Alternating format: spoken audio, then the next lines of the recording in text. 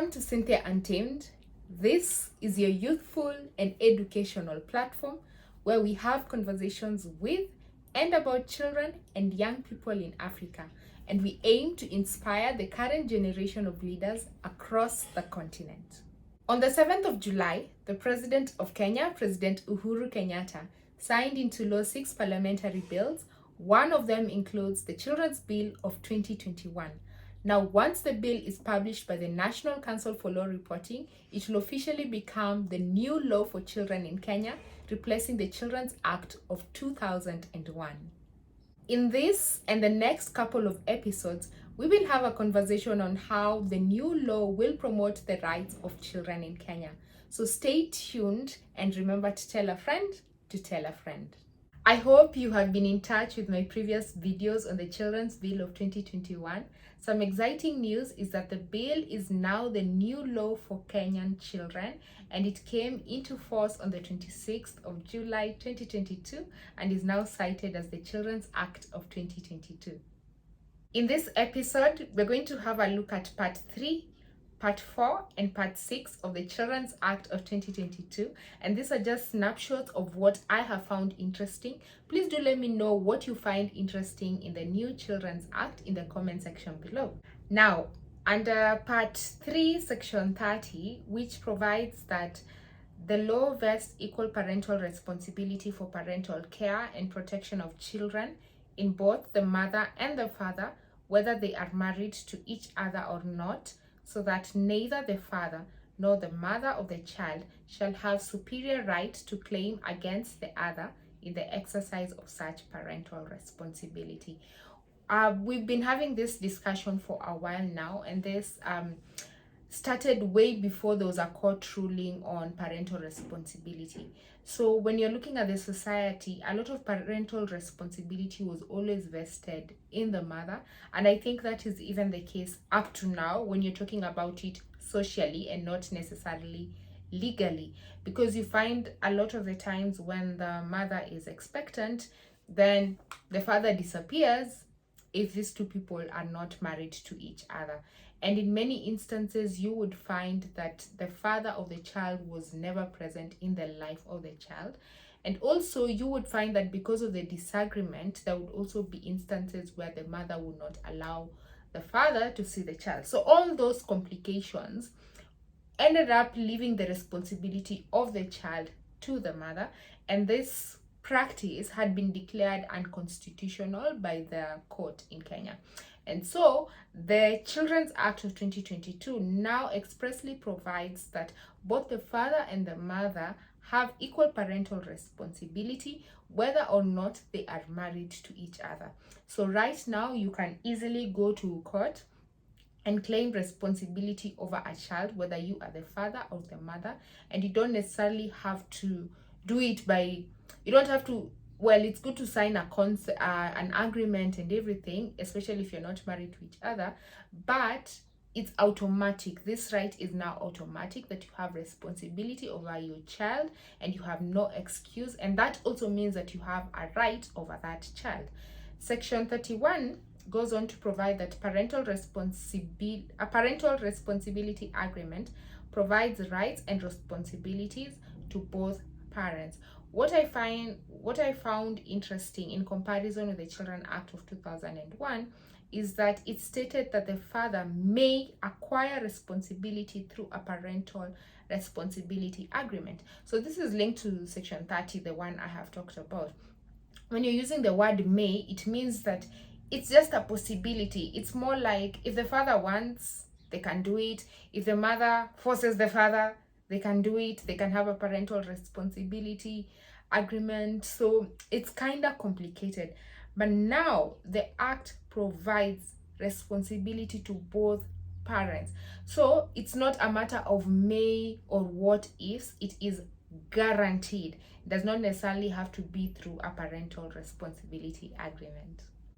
Now let's head over to Part 4 of the Children's Act of 2022. What I found interesting in Part 4 was Section 35, which states that it clearly outlines the role of the Cabinet Secretary in charge of children's services. And why I think this is important, and I have always emphasized, is that when responsibilities, duties, and rights are not expressly provided by law, then you find there's always confusion. But now the Act clearly outlines the role of the Cabinet Secretary in charge of children's services. The other complicated thing I have seen in terms of children's matters is that that Department for Children's Services is usually moved from one ministry to another occasionally. So, like, I remember there was a time it was in the Ministry of Labor and Social Protection, and then at some point it moved over to Public Service, Gender and Youth. So that whole thing kind of brings the confusion, because by the time you move a department to another and then people have to acquaint themselves with the roles again, it becomes so difficult. But when the law now clearly provides that the Cabinet Secretary in charge of children's services shall protect children, then it makes that process a little less complicated. When you go over to section 37 of part 4, it says that the devolution of children's services targets the most vulnerable, and it states that the council shall establish county children advisory committees to specialize in various matters affecting the rights and welfare of children. We are now in the middle, or is it, we are now 10 over 10 years into the new Constitution of Kenya 2010, and this particular act is supposed to give effect to the Constitution of Kenya, the one that was passed in 2010. And one of the key principles of that constitution is devolution. So when you devolve children's services, it means that you're actually going to be able to reach the most vulnerable children. And this is also a reminder that children in this country, children in Kenya, face different challenges.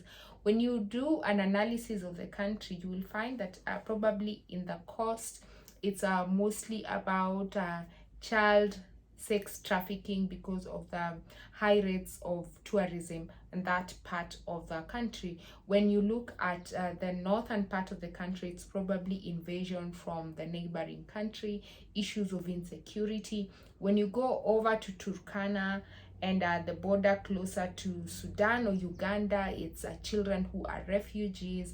When you go over to some parts of the western part of the country, it's probably issues to do with flooding. When you go over to the southern part of the country, maybe you have issues related to female genital mutilation. And so that means that because of culture, because of access to opportunity, when you devolve children's services, it's easier to reach those children, because then each county has been allocated with a certain budget, certain funding to ensure that these vulnerable children are well catered for, but also taking into account the unique challenges that they face. Because when you come to Nairobi again, you will find that children are facing a different set of challenges. And now we're going to have a look at children's institutions in Kenya. Section 64, and that is part 6, states that children's institutions shall not include police stations, remand homes, or rehabilitation schools. And like I have emphasized in previous episodes, that a child is meant to be in a home where they're loved, where they're protected, in a society that enables them to thrive. And so ask yourself, for example, if you take a child to a police station, are they really going to thrive? No, they will not. Under Section 65, it establishes child protection units in every police station. I have personally witnessed this in Kwale County, where they have child protection units in that police station. So the structure is that the law provides that children should not be in the same kind of facility with adults. So in these child protection units, you find that there is a bed, there is a washroom, there's an officer who has been assigned to protect the children. And this means that when a child has either been arrested or has been taken in by the police because they're in need of care and protection, then it means that they are kept separately away from the adults. And the most important thing is that, and this particular place, is that they are protected and they're also in a decent institution. The other interesting thing I have seen under Part 6 is Section 97, which provides the power to make orders relating to privacy in proceedings, and it provides mechanisms of protecting child witnesses. And why is this important? It's important because when you have issues that are very sensitive, especially issues such as defilement, it's very difficult for a child to sit in front of the person who has defiled them and narrate the experience that they went through. So this means that if this is affecting them, then can you imagine if strangers also have to sit into that courtroom, strangers who are not even involved in the matter, listening to this harrowing experience where a child is trying to give their testimony. So the court then now has the authority to prevent such instances. The court can say that this matter will be held in chambers. When you say the matter will be held in chambers, it's like saying that in this matter we'll just go to the judge's office, in quotes, the judge's office, in quotes, sit there and have that case done there and not in open court. It also means that journalists may not be allowed to come and record the proceedings, and this is just to protect the child. And I think that's so important, especially when you're collecting evidence, because remember also under law, if there is no evidence, then there is no case, because you just have to prove the case beyond reasonable doubt.